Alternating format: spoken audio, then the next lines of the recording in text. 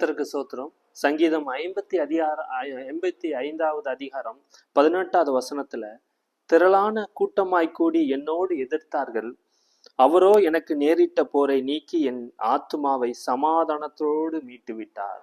பாருங்க, தாவீது சொல்கிற அந்த வார்த்தை, அவனுக்கு விரோதமாக ஒரு திரளான கூட்டம் கூடி அவனுக்கு விரோதமாக எழும்பி வரும்போது கர்த்தர் அந்த போரை நீக்கி அவனுடைய ஆத்துமாவை சமாதானத்தோடு மீட்டார் என்று வசனம் குறிப்பிடுகிறது.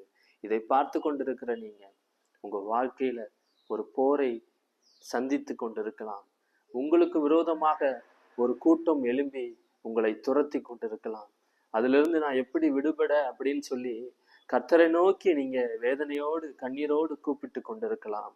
கர்த்தர் அந்த போரை நீக்க வல்லவராக இருக்கிறார். உங்களை எதிர்த்து வருபவர்களுக்கு ஒரு நிச்சயம் ஒரு எல்லையை அவர் வைத்திருப்பார். அதற்கு பிறகு அது தாண்டி உங்களிடத்துல அது வராது.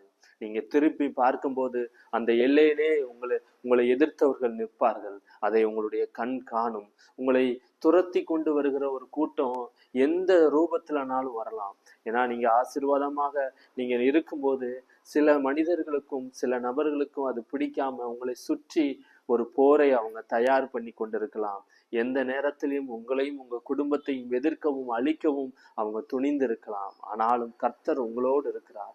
உங்களுக்கு விரோதமாக வேலையிலையும் தொழிலையும் ஏதோ ஒரு காரியத்துல உங்களுக்கு விரோதமாக எழும்புகிறவர்கள் நிச்சயம் அந்த போரை நீக்கி கர்த்தர் அவர்களிடத்திலிருந்து உங்களுடைய ஆத்துமாவை மீட்டு உங்களை சமாதானத்தோடு அவர் காப்பார். அதைதான் கர்த்தர் சொல்லுகிறார். உங்களுடைய வாழ்க்கையில துன்மார்கள் அநேக பேர் எதிர்க்கலாம்.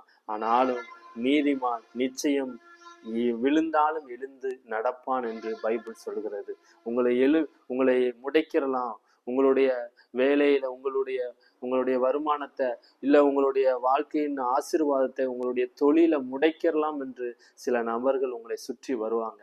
அவர்களிடத்திலிருந்து உங்க ஆத்துமாவை உங்க குடும்பத்தின் சமாதானத்தை கர்த்தர் மீட்பார். கவலைப்படாதீங்க. கர்த்தர் உங்களை ஆசீர்வதிப்பார். ஆமென்.